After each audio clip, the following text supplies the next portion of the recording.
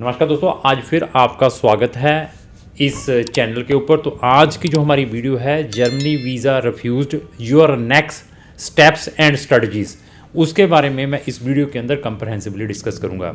Germany के students के visas regular refused हो रहे हैं, जो जेन्युइन वी है। उसके पीछे बहुत बड़े रीज़न्स हैं। वो रीज़न्स क्या हैं, इस वीडियो के अंदर मैं स्टेप बाय स्टेप आपको एक्सप्लेन करूँगा।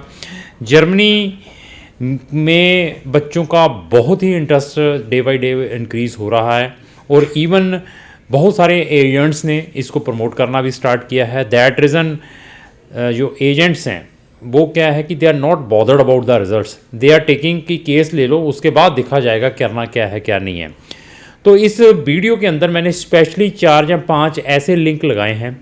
वो लिंक आप बच्चों के लिए, आप पेरेंट्स के लिए बहुत इंपॉर्टेंट है अगर आपने अपना जर्मनी का वीज़ा अप्लाई करना है स्टडी का। अगर आप वो 4 या जो 5 लिंक इस डिस्क्रिप्शन बॉक्स में लगे हैं उनको वॉच कर लेते हैं ना, तो आप जर्मनी का वीज़ा अप्लाई करने से पहले उस कंसल्टेंट की पूरी नॉलेज चेक करेंगे और आपको जर्मनी के बारे में फ्री में नॉलेज मिल जाएगा। उसके बाद आप डिसाइड करेंगे कि अभी मुझे करना क्या है। तो इन जो 4-5 वीडियोस के अंदर जो मैं बता रहा हूँ, that is the live discussion with the students हैं, उनके साथ जो मीटिंग्स हुई हैं। वो स्टूडेंट्स हैं जो एक्स्ट्रा ऑर्डिनरी है, एक्स्ट्रा ऑर्डिनरी स्टूडेंट्स हैं जिनको वहाँ पर रिफ्यूज़ल देखने को मिली है due to lack of knowledge of the students and parents. Agents ने तो पैसा बनाना है, उसने तो केस किस तरीके से रजिस्टर करना है मीठी मीठी बातें बताकर। तो अभी क्या है कि जब तक आपको अवेयरनेस नहीं है तो आपको ऐसी ही चीज़ें देखने को मिलेगी। उन वीडियोस में बच्चे ऐसे हैं जिनके 94% पीसीएम फिजिक्स केमिस्ट्री मैथ वाला स्टूडेंट, आईएलटीएस में 6-6, 7-7 बैंड हैं, उनको रिफ्यूजल्स दी हैं जर्मनी ने।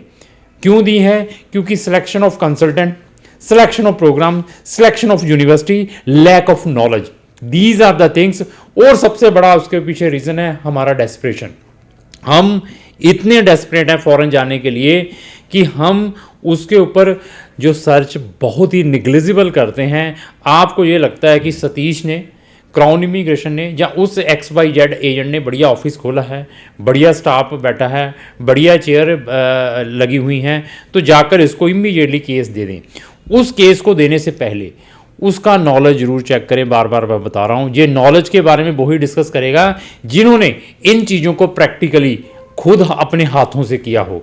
वीडियोस बनाना, गप्पे मारना इन मंचों के ऊपर बहुत इजी है। केस लेना किसी से झूठ बोल के, मैं कहता हूं कि बहुत ही इजी है। उसको रिजल्ट्स देना वो बहुत टफ है।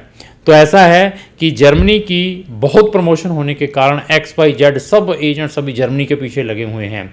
जिनकी एलिजिबिलिटी बनती हैं, जिनकी नहीं भी बनती, सब फाइलें धड़ाधड़ एम्बेसीज के अंदर डाल रहे हैं और तुक्के मार रहे हैं।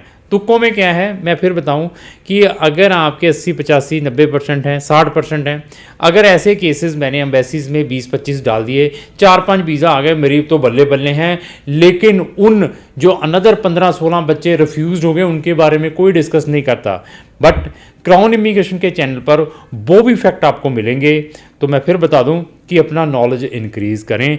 जर्मनी में entire study free of cost है। मैं बोल बोल कर थक गया, बट अभी एक और नई चीज़ आई।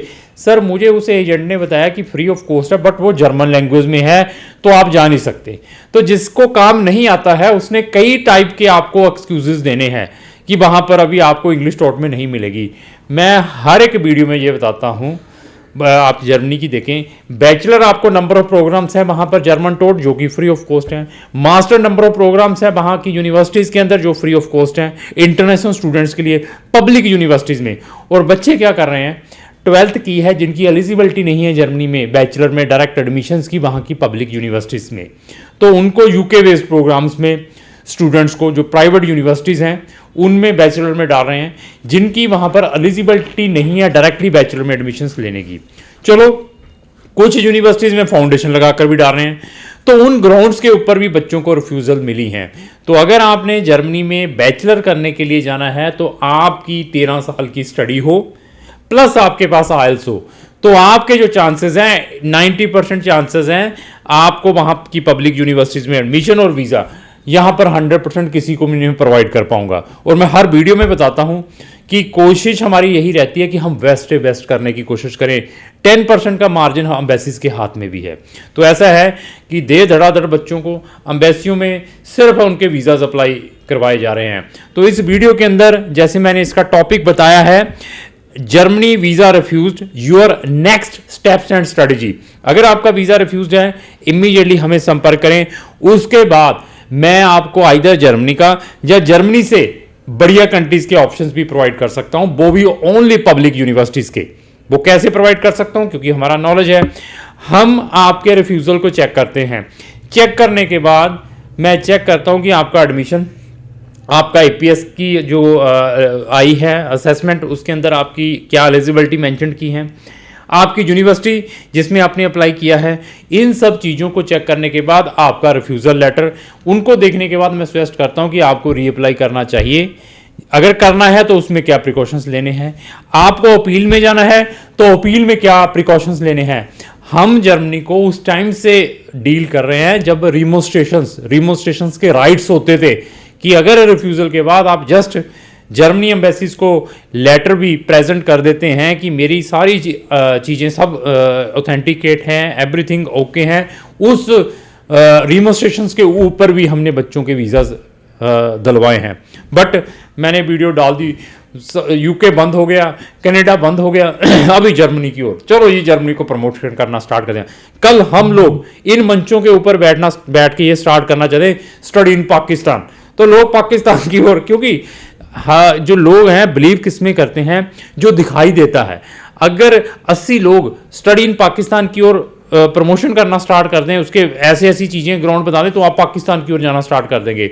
और बच्चों को इस मोटिवेशन से सिंगापुर, साइप्रस, आपको इमीडिएटली वहाँ से ट्रांसफ़र मिलेगी। कहाँ की? ऑस्ट्रेलिया की, न्यूजीलैंड की, आप वहाँ से कनाडा चले जाएंगे, आप वहाँ से यूरोप में चले जाएंगे। ऐसे फेक कमिटमेंट करके just for the sake of money, कि मनी और बच्चे की ऐसी तैसी फेर के उन गलत कंट्रीज में भेज दिया जाता है। तो पहले सबसे बड़ा फॉल्ट मैं उन एजेंट्स का नहीं कहूँगा, सबसे बड़ा फॉल्ट आप लोगों का खुद का है। क्यों? आपके मुंह में पानी है, डेस्परेट है फॉरेन जाने के नाम पे, और वहाँ जाकर पे चीखे मारते हैं कि सर ये तो गलत हो गया मेरे साथ। तो होना है क्योंकि आपकी अपनी सर्च नहीं है, आप जस्ट मोटिवेशंस, उनके वीज़ाज, उनकी मीठी मीठी बातों में आके लाखों रुपए फटा देते हैं। तो अभी जर्मनी में वीज़ा रिफ्यूज्ड है, तो we can provide a number of options, either reapply, जहां आपकी रिमोस्ट्रेशन तो अभी खत्म हो गया, अपील, या अनदर कंट्रीज। जर्मनी से बेस्ट पैरेलल कंट्रीज भी आपको मिल सकती हैं जहां पर आपको फ्री स्टडी मिल सकती है। मैं आइसलैंड की बात करूं, मैं इटली की बात करूं, मैं ऑस्ट्रिया की बात करूं, मैं लग्जमबर्ग की बात करूं, ऐसे बहुत सारी कंट्रियां, रोमानिया में है, हंगेरी में है, हंगेरियन स्टाइपेंडियन प्रोग्राम, ऐसे स्कॉलरशिप मिल सकते हैं। और कभी कभी रोना आता है जब 94% वाले को रिफ्यूज़ल मिलती है, 80% वाले को रिफ्यूज़ल मिलती है, 85% वाले को रिफ्यूज़ल मिलती है, जिन्हें फिजिक्स, केमिस्ट्री, मैथ के साथ अपनी सारी एजुकेशन की होती है, साथ में जिसके बच्चे के साथ साथ बैंड है। क्यों मिलती है? क्योंकि लैक ऑफ नॉलेज। तो वो बच्चे मुझे जरूर संपर्क करेंगे जो जेन्युइन है, तो उनको मैं बेस्ट से बेस्ट गाइड करने की कोशिश कर सकता हूँ। फिनलैंड में क्या है, स्वीडन में क्या है, डेनमार्क में क्या है, नॉर्वे में क्या है, लाटविया, लिथुनिया, एस्टोनिया में क्या है, फ्रांस में क्या है, चेक रिपब्लिक में क्या है, फिर आपकी प्रोफाइल असेस करने के बाद। तो सबसे पहले जब भी कोई भी बच्चा हमारे पास आता है, हम उसकी असेस करते हैं। असेसमेंट फॉर्म है कि आपकी प्रीवियस स्टडी कौन से बोर्ड से हैं, उसमें क्या ग्रेड्स हैं और कौन से साल में पास आउट हैं। तो देयर आफ्टर फिर हम आपकी गैप देखते हैं, फिर उसके बाद आपकी इंग्लिश प्रोफिशिएंसीज चेक की जाती हैं, देयर आफ्टर आपका कोई एक्सपीरियंस देखा जाता है, उसके बाद आपके प्रीवियस रिफ्यूज़ल्स को देखा जाता है, देयर आफ्टर आपके फंड्स को देखा जाता है। उन सब चीज़ों को एनालाइज करने के बाद we are giving the assessment. हम ग्रेडी नहीं है सिर्फ पैसे के, डालिए पैसा तब करेंगे। हम उन केसेस में पैसे लेने के लिए इंटरेस्ट रहते हैं जहां पर बच्चे की एलिजिबिलिटी बनती है। अगर केस नहीं होने वाला है तो हम वहीं पे स्टॉप कर देते हैं कि भी आपका केस नहीं हो पाएगा। तो जर्मनी में बहुत सारे स्टेप्स हैं रिफ्यूज़ल्स के बाद। वो स्टेप्स मैं वन बाय वन आपको इस वीडियो में भी बता दिए हैं, जैसे रीअप्लाई का भी है, और इवन आप यूनिवर्सिटी चेंज कर सकते हैं, पब्लिक यूनिवर्सिटीज़ में कैसे अप्लाई कर सकते हैं, इवन कंट्री चेंज कर सकते हैं, और इवन आप किसी अनदर कंट्री में जाकर भी जर्मनी में रिलोकेट हो सकते हैं एज ए स्टूडेंट। अगर आप किसी भी कंट्री में हैं, यूरोप में या किसी भी कंट्री में, वहाँ से भी रिलोकेट होना चाहते हैं जर्मनी में एज ए स्टूडेंट, बट उसके अंदर भी कंडीशन यही है कि आपकी प्रोफाइल कैसी है।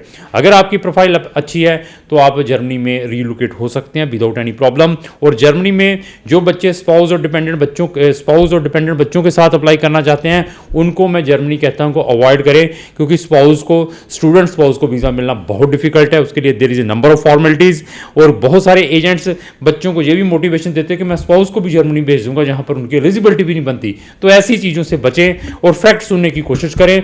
अगर आपने जर्मनी में जाना है तो हमारी 2 डेडिकेटेड प्लेलिस्टें हैं, free study in Germany, success story of Germany. उन दोनों के लिंक डिस्क्रिप्शन बॉक्स में लगे हैं, उनको कंप्लीटली वॉच करें, then take the decision. Last मेरी यही रिक्वेस्ट है, अगर आपको जो मेरी वीडियो अच्छी लगी उसको लाइक एंड शेयर करना ना भूलें। Thank you.